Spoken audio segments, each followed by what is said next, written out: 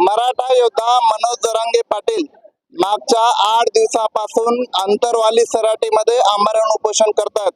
त्याचे पडसाद आणि मनोज दादा जरांगे पाटील यांना समर्थन देत हिंगोली जिल्ह्यातल्या ठिकठिकाणी आंदोलन होते आणि वसमत तालुक्यातल्या कवठापाटी या भागामध्ये आपण आहोत आणि या कवठापाटी या राज्य महामार्गावर या ठिकाणी रस्ता रोको केला जातोय. अनेक समाज बांधव, मराठा समाज बांधव माझ्या सोबत आहेत. त्यांच्या काय मागण्या आहेत ते आपण जाणून घेणार आहोत.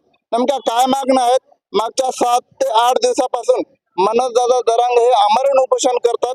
त्यांना समर्थन देत या ठिकाणी तुम्ही रस्ता रोको करतात, चक्काजाम करतात. काय मागण्यात काय सांगा? आमच्या मुख्यमंत्री एकनाथभाई शिंदे यांना आमचा मागणी आहे की गेल्या 7 महिन्यापासून जे मनोज जरांगे पाटील हे आमरण उपोषण करत आहेत आणि गावोगावी जाऊन त्यांनी जे मराठा समाजाला एकत्र करून मराठा आरक्षणासाठी जे लढा उभा केलेला आहे, याच्यासाठी जे आम्ही मुंबई जी सहल केली होती, मुंबई सहली जर एकनाथभाई शिंदेनी जर आम्हाला मुंबईला येऊ द्यायचं नसतं तर त्यांनी आम्हाला तापीमध्ये थांबून न ठेवायला पाहिजे होतं. त्यांना जर आमची मराठ्याची खरी जर ताकद पाहायची असती तर मुंबईमध्ये आम्हाला येऊ द्यायचं असतं. आता विनाकारण हत्ती जाऊ दिला आणि शेपूट धरून पकडले. या तीन तिगाड आणि काम बिगाड असं हे सरकार हे मराठा समाजाच्या मुळावर उठलेलं आहे. तर या सरकारला येणाऱ्या इलेक्शन मध्ये आम्ही सरसकट साफ केल्याशिवाय मराठा समाज राहणार नाही. माझ्या सोबत आहेत. एकंदरीत काय मागण्या आहेत तुमच्या? कशा पद्धतीनं रोष व्यक्त केला जातोय? काय? मी धनराव जाधव, सकल मराठा बांधव बोराळाच्या वतीनं आज आम्ही सकाळी निवेदन दिलं आहे आणि माझी एकच मागणी आहे. आम्ही प्रथमतः ज्याच्याकडे 7/12 आहे, जो बी पेरतो तो कुणबी आहे आणि आम्ही 50%च्या ओबीसीच्या आतलेच आहोत आणि आमची तीच मागणी आहे. आम्हाला बाबासाहेबांच्या घटनेनं, छत्रपती शिवरायाच्या आशीर्वादानं तेव्हापासून आम्हाला आरक्षण दिलेलं आहे 50%च्या आत. ओबीसी मध्ये पहिला ओबीसी जर बाबासाहेबांनी दिलेला असेल तर बी पेरणारा कुणबी म्हणजे शेतकरी. त्याच्याकडे 7/12 आहे, कुणबी आहे, तो कुणबी मध्येच ओबीसी आहे आणि त्या 7/12 दिले पाहिजे.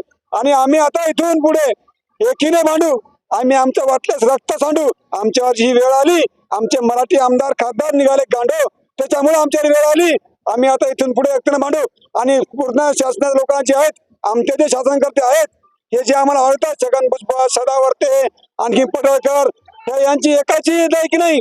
कारण आम्ही ज्यावेळेस या लोकांना दिले, बाबासाहेबांनी घटनेत लिहिलं आणि त्याला अनुमती देणारे आम्ही 70% आम्हीच होतोय आणि आजही आम्ही आहे. फक्त आमच्या आमदारांना आम्ही विचारतोय, तुम्ही जर आमचे असेल तर आमच्या बाजूने या, नाहीतर बाजूला या. आमची अडचण नाही. आमच्या फक्त जन्माने येऊन जातीचं नाही तर आमच्या मतीचे पाहिजेत, ही आमची अडचण आहे. आम्ही कुणबी आहोत, ओबीसी आहोत, 50% आत आम्हाला आरक्षण पाहिजे. आमच्या हक्काचं आहे, हक्काचं आरक्षण आम्हाला मिळालं पाहिजे. आरक्षण आमच्या हक्काचं आहे. अशा पद्धतीनं ठिकठिकाणी रोष व्यक्त केला जातोय. आणि काही माझ्यासोबत काही मराठा समाज बांधव आहेत आणि तीव्र स्वरूपाचं असं चक्काजाम आंदोलन या ठिकाणी केलं जातंय. काय मागणं असेल, काय भावना आहेत? मी या ठिकाणी एकच सांगतो, आदरणीय मनोज दादा जरांगे पाटील साहेब बांधतील तेच धोरण आणि सांगतील तेच धोरण आमचं आहे. या ठिकाणी आम्ही आमच्या सकल मराठा समाजाच्या वतीनं या ठिकाणी जे आंतरवाली सराटी येते, दादांचा 8वा दिवस आमरण उपोषणाचा आहे. यापूर्वी दादांनी बऱ्याच वेळेस उपोषण केलं, पण प्रत्येक वेळेस सरकारनं झुलकावण्यात येत आम्हाला झुलवत ठेवलं. आम्ही या ठिकाणी मुंबईला गेलो, पण मुंबईला गेल्याच्या नंतर सुद्धा सरकारनं आमच्या सोबत खेळ खेळला, शब्दांचा खेळ खेळला. हा शब्दांचा खेळ सोडवण्यासाठी शब्दामध्ये सगळे सोयऱ्याची व्याख्या केली. या व्याख्याची अंमलबजावणी सरकारनं केली नाही. हैदराबाद गॅजेट या ठिकाणी घेतलं नाही. या 2-3 गोष्टीसाठी या ठिकाणी जरांगे पाटील जे उपोषणाला बसलेले आहेत त्यांच्या समर्थनार्थ गावोगाव या ठिकाणी रास्ता रोको आंदोलन त्यांच्या समर्थनार्थ आम्ही करत आहोत. हे आंदोलन आम्ही सतत चालू ठेवणार. येत्या 20 तारखेला अधिवेशन बोलवलंय. हे अधिवेशन हे मराठा समाजाच्या आरक्षणासाठीच आहे. एक पण सरकार सांगायला तयार नाही. आता काल परवा म्हटलंय या 20 तारखेला सरकारने विधान भवनात हा कायदा पारित करावा, अन्यथा मराठा समाज हा शांत बसणार नाही. आणि सर्व मागण्या जर मान्य नाही झाल्या तर आदरणीय मनोज दादा जरांगे पाटील जे सांगतील त्या मार्गावर सकल मराठा समाज चालणार आहे आणि त्यांच्या समर्थनार्थ आज या ठिकाणी रास्ता रोको झालेला आहे.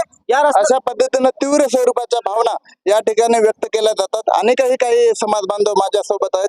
काय सांगाल, कशा पद्धतीनं तुम्ही भावना व्यक्त कराल, रोष व्यक्त कराल? अनेक ठिकाणी रस्ता रोको केला जातो, चक्काजाम आंदोलन केलं जातंय. मनोजदादा जरांगे पाटील यांचं आज तब्बल 8वा दिवस आमरण उपोषणाचा आहे. काय भावना आहेत?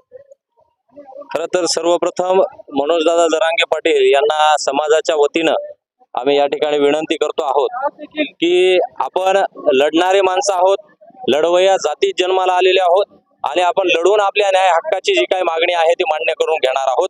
आपण समाजासाठी जे काही प्राणांतिक आमरण उपोषण करत आहात ते प्राणांतिक आमरण उपोषण आपण तुर्तास थांबवलं पाहिजे, कारण समाज म्हणून आज आम्ही रस्त्यावर तुमच्या सोबत आहोत.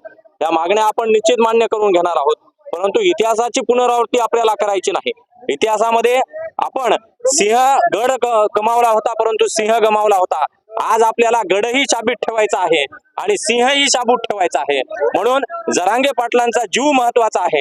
त्यांनी तुर्तास उपोषण थांबवावं आणि समाजाचं ऐकावं, एवढीच या माध्यमातून विनंती करतो. अशा पद्धतीच्या भावना, तीव्र स्वरूपाच्या भावना मराठा समाज बांधव व्यक्त करताना पाहायला मिळतात. माझे सहकारी भागवत सह मी उमेश चक्कर, प्रवाह न्यूज नेटवर्क, हिंगोली.